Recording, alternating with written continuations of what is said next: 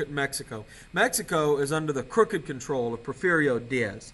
U.S. businesses, American corporations, have a strong presence in Mexico and support Diaz's dictatorship. But in 1910, the people, fed up with the corruption, overthrow Diaz under the leadership of Madero. Madero promises true democracy and denounces the involvement, the power of American corporations in Mexico. And so America then supports Huerta, who is a counter-revolutionary. This had been one of Diaz's generals in 1913. We want to go back to the old dictatorship that supported American corporations. When Madero is murdered, Wilson refuses to recognize the Huerta government because it turns out they're really crooked and violent and awful. But U.S. businessmen continue to fund Huerta's military dictatorship. Carranza arises to fight against Huerta in a second revolution. So it's kind of going back and forth here between the dictatorships and these reformers who want to bring democracy to Mexico. American sailors are briefly detained in Tampico, Mexico, but they're released fairly quickly. Wilson demands that Mexico show that they're sorry for this by issuing a 21-gun salute to the American flag. Huerta, who's angry because Wilson will not support him, he's the dictator at this time, refuses to do it. And so Wilson, because they won't salute our flag, sends the U.S. Marines down to seize control of the Mexican coastal city of Veracruz. 126 Mexicans die, while there are only 19 American casualties.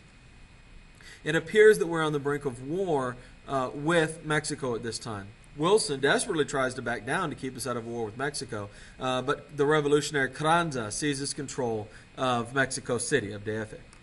Huerta flees the country.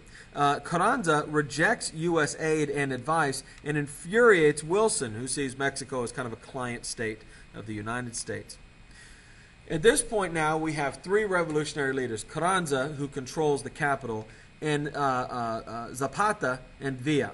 Now, Zapata and Villa are kind of generals in the countryside who support an even more socialist, kind of bordering on communist vision of land redistribution.